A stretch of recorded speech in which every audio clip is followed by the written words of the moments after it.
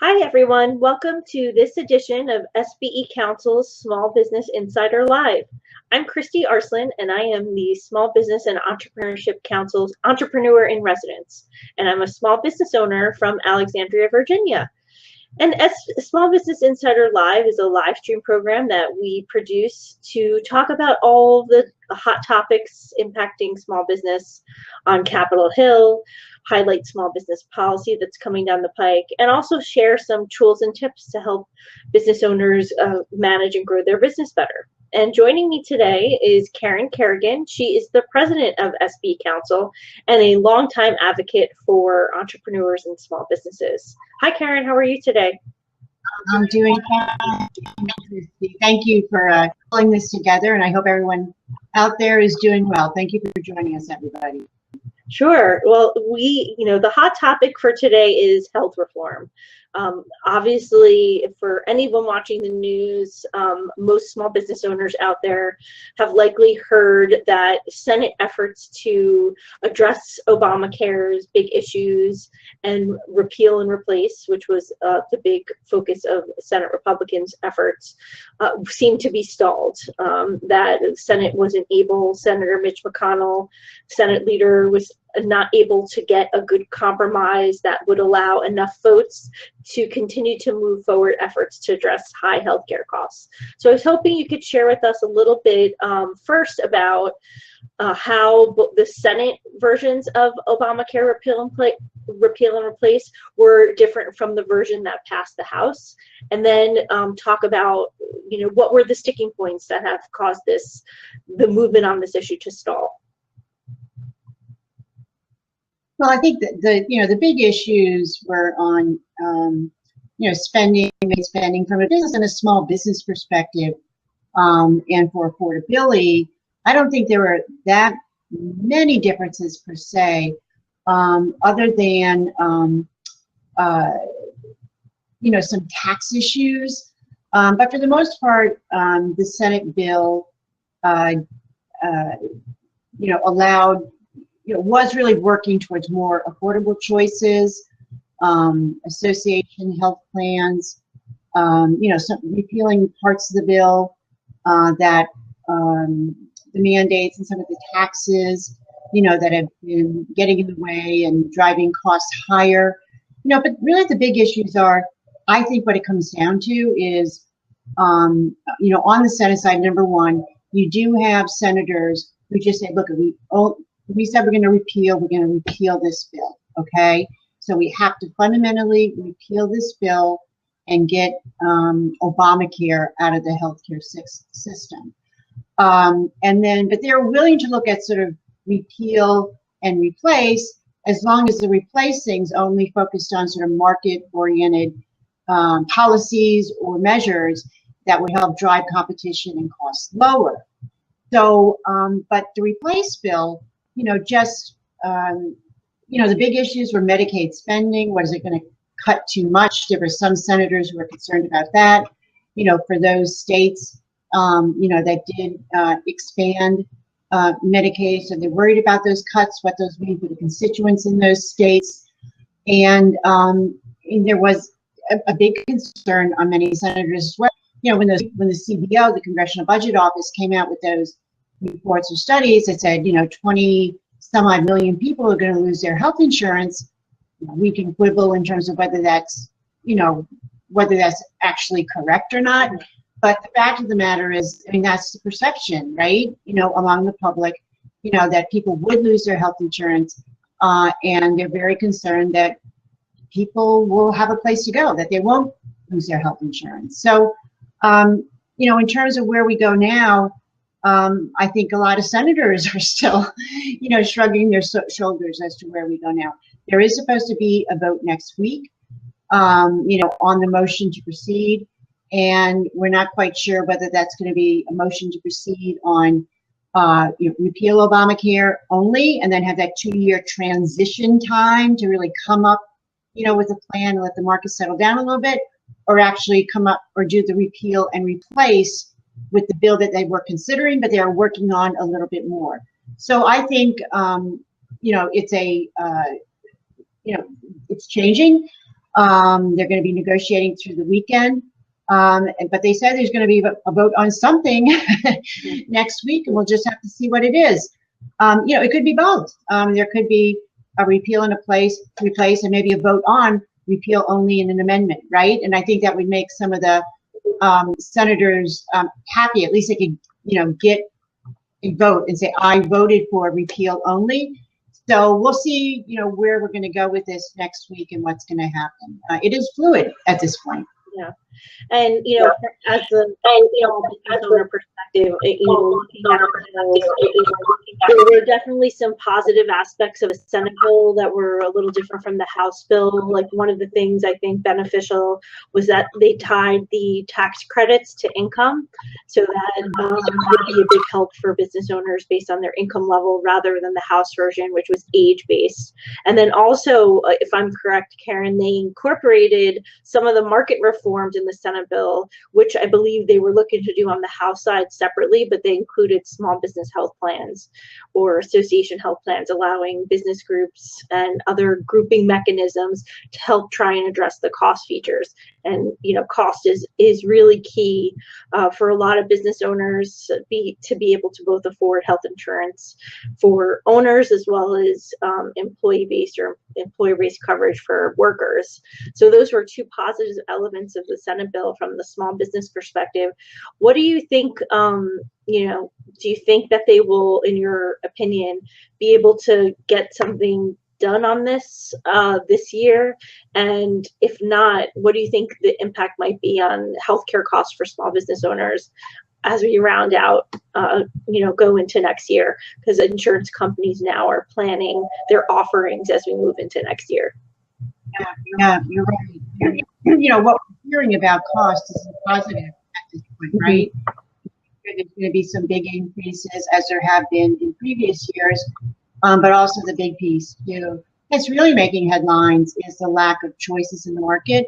In terms of some states having one choice only or no choices, as a matter of fact, and you do have the insurance companies that are leaving the market, leaving the exchanges. I mean, the co-ops for all, co-ops in most of the states where they've been tested, most of those have failed.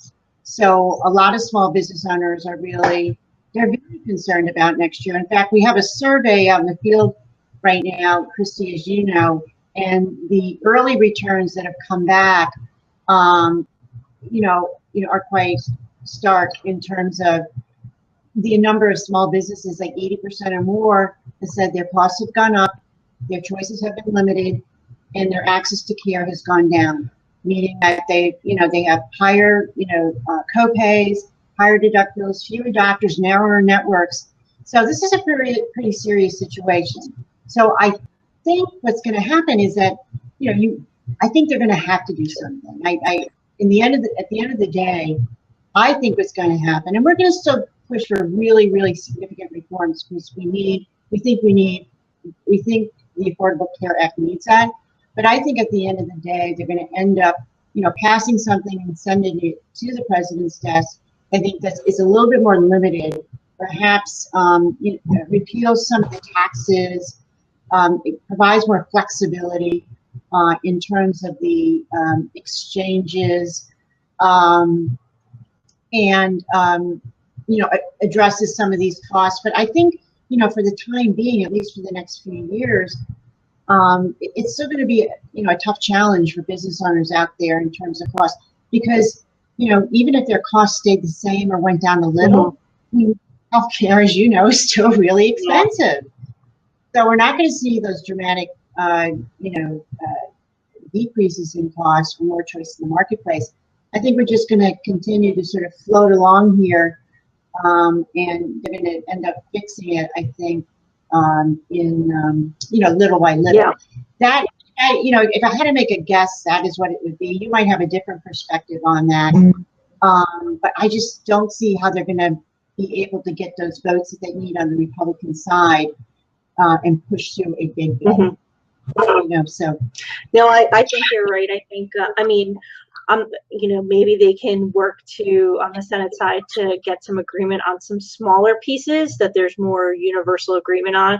That could help open up the markets a bit, that would provide more option or allow people to enter into the market more, to provide more choices. But I think at the end of the day, some of the biggest issues are around cost. These excessive rate increases year over year make it more and more challenging. And as you push your deductible higher and higher, you begin to limit, as you mentioned, your access to care, because it costs so much to just go to the doctor. And so that's, I think, been a big challenge for business owners. And I know for business owners looking to grow, you want to be able to provide benefits to your workers. It's a great way to attract quality talent to your company.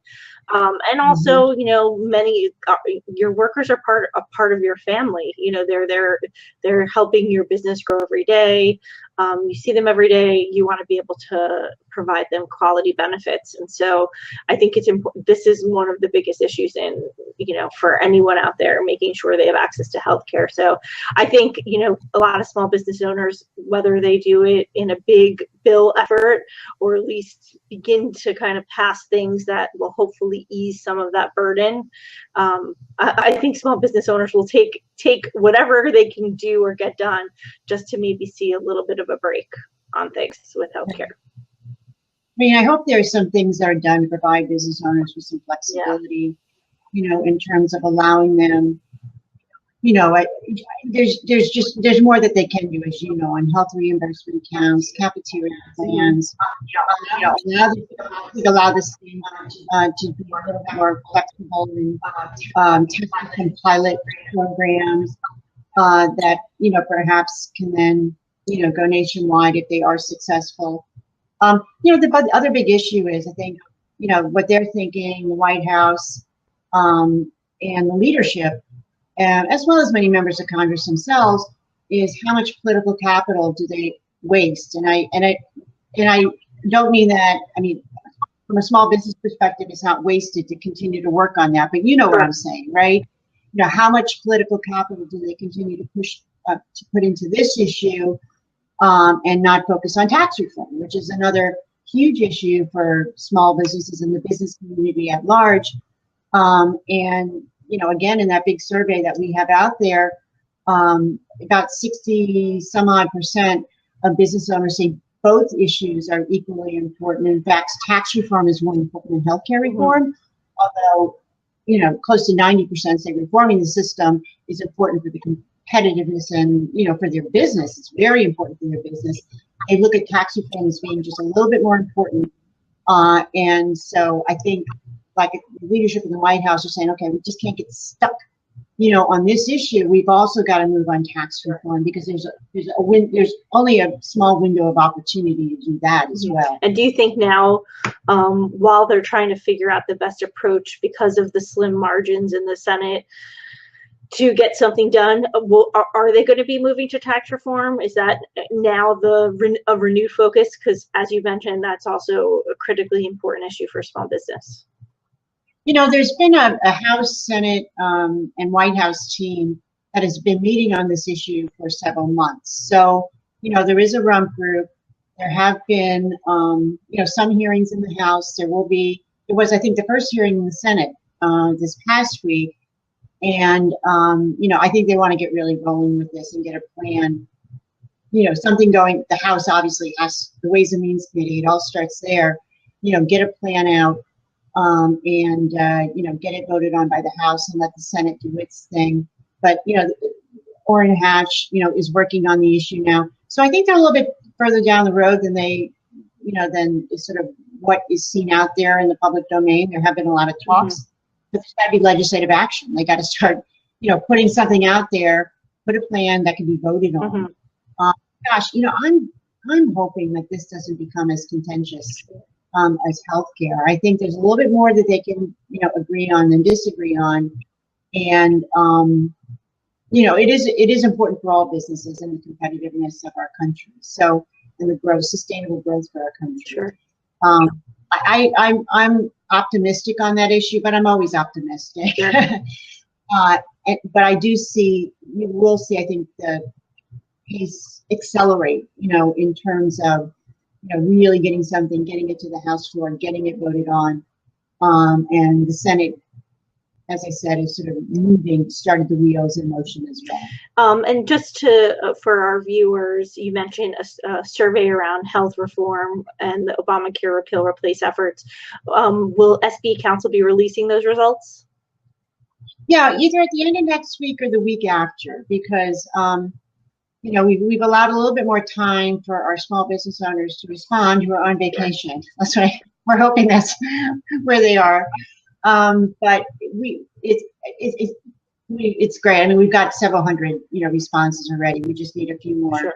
To come in, and we'd like to hear from many more of our members before we release that. But the trends are clear, in that survey. It's an issue that they really need help with. They're willing to make compromise. There are, that 10% of our membership were also repeal only, but the rest are, willing to make some compromises that lift some of the costs and some of the taxes, maintain the pre-existing conditions, and just do other things that provide more choices. At least sort of let's, begin, to, pick away at this, perhaps, lift some of the burdensome stuff out of there, the costs and stuff, and let's get this moving so that small business owners aren't getting more costs imposed on them. So pretty soon we'll be out with that. And, and viewers can visit www.sbecouncil.org to learn more about SB Council's stance on the different health reform bills out there on the House and Senate side, and that's where we'll post the results. You can also check us out on Facebook. But I want to switch gears a little. Christy, I do have to say, where our stances are on the various. But that should, I just have to laugh because the bills keep changing. Sure. Yeah. All the time. Hey, look, on this issue, we're very much in a compromise mode. I mean, we won't, support a bill that, imposes more costs or leaves small business out, Sure. From a policy solution. But again, we just don't think this is really that hard. They should begin to chip away at it, and just, again, some of those mandates and taxes, if they can get rid of that, and look at some of the ideas that have been out there, look at some of the innovative things that are happening in the marketplace right now, where people are getting their health care, whether it's the MediShare program, or what. There's some really neat models out there that are already occurring that we can learn from, and how do we incentivize them? So they're not thinking outside the box and looking at it like more innovatively. They're just sort of looking at sort of the big blob. And I think they're losing sight here, of what we need to do in the end. So great. And I want to switch gears a little because you recently testified before the House Small Business Committee. SB Council does a lot of great research about entrepreneurship, and in a recent series, in a series of gap analysis that can be found on SB Council's website, one of the big items highlighted was the slow startup rate, that people aren't, there's a lot of missing businesses out there. People aren't starting businesses as fast as they once were. And I wanted you to highlight a little bit of what you talked about in your testimony and what came up with the committee. Yes, so on July 19th, I testified before the House Small Business Committee on a topic, they called it reversing the decline, the entrepreneurship decline, the decline in entrepreneurship. And, so I talked a lot about, sort of where we were with entrepreneurship. You're right. We did that gap analysis series that found that, compared to where we should be based on historical trends, the data, looking at the incorporated self-employed, the unincorporated self-employed, and employer data, that our current economy is missing about 3.5 million businesses. These are businesses that have never started, and therefore they don't exist. And so the decline in entrepreneurship has been really something that's been happening since the late 70s, but it really there was a huge crash. I mean, it collapsed during the Great Recession. And although there has been, a little bit of a return, we're not starting businesses in this country as near the rate of what we used to. And that was the topic of the hearing. So we talked about the data. I shared our data as well as data from the Economic Innovation Group that has some fabulous data on entrepreneurship and millennial entrepreneurship. The SBA Office of Advocacy, they're missing millennial entrepreneurs report that they did. That pretty much shows that the millennials are the least entrepreneurial generation ever. And that private business income, in this group, aged 18 to 34, is the lowest it's been in 30 years. Oh, wow. So we talked a lot about why this generation is risk averse. Obviously they're brought up, they saw a lot, right? The financial collapse, the Great Recession, the weak economy. They probably saw friends and family, lose houses, and it was just a very difficult period. And when many of them graduated from college, they graduating in a period where really quality job growth is lacking. On the good news side, though, they're the highest savings generation of all the generations out there. So it's interesting to see the double-edged sword, right? Tell people to save, and this generation is saving. Precautionary savings, as they're called, because they're waiting for that next big thing to happen that they can say, oh, I'm ready. I don't have to, I have this big savings pot. So, nothing bad is going to happen to me from a financial perspective if the next recession or, comes along. And solutions. I mean, access to capital, access on both sides of the aisle, money. That was the really big issue. The other was access to education because, according to a survey that was done by the American Small Business Development Centers, although a survey of millennials, although they said they're really high on starting businesses, 50%, according to their survey, said they plan to start businesses in 30 years. The number one thing that was holding them back was where to go to for help. Oh, wow. I know, and I didn't even, access to capital is way up there too. But I found that to be astonishing. Don't you, Christy, in terms of the internet, everything that's out there? And so many, it seems like, a lot of schools are implementing, a lot of universities have an entrepreneurship education program now. But yeah, just with the internet, and you would think that they would be able to seem to access more of the tools and services out there to help. Right. And so that really surprised me.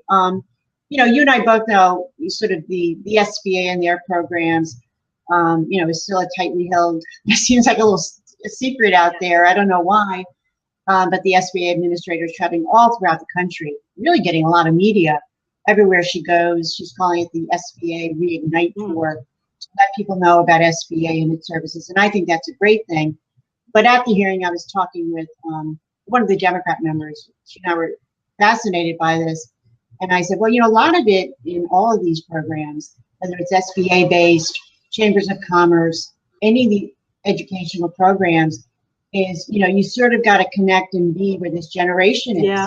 And really, are they using technology and social media and all the platforms in an effective way, to reach them? And so I said that's something that either your government-based program or funded program or any program in the private sector to look at, are we reaching the different age groups in what sort of where they're at, right? Because we know older Americans, they're starting businesses now at the highest rate of any generation.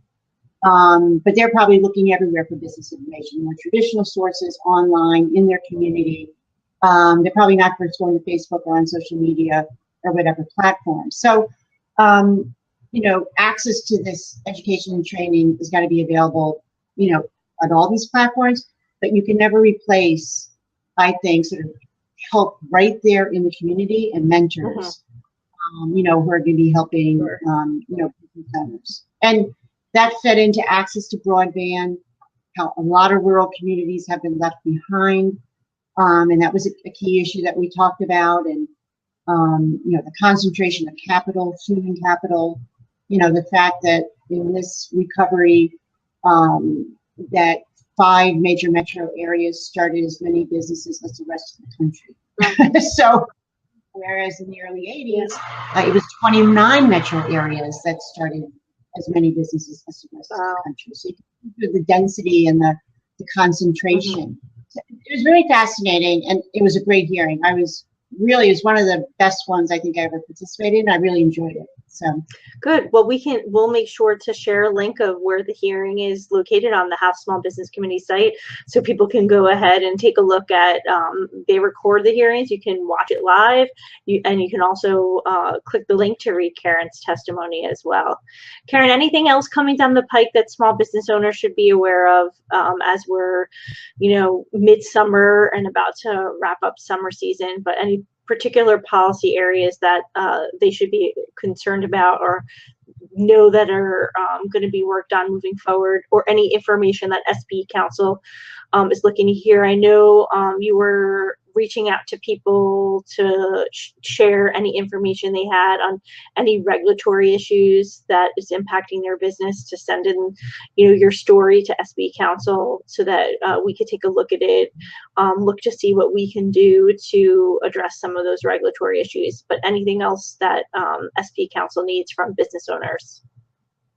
Well, I think go to the website, sbecouncil.org, sign up for e-news, because you're going to get a lot of information, and including where you can provide input, the regulatory reform process, all of the roundtables that the SBA Office of Advocacy is doing throughout the country, as well as an online platform where you can give your ideas.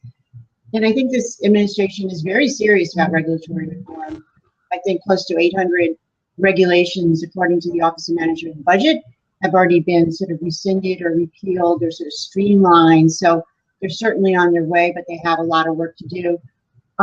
There's just a lot of exciting things happening with the FCC, at the FTC, in terms of really enabling this entrepreneurial ecosystem.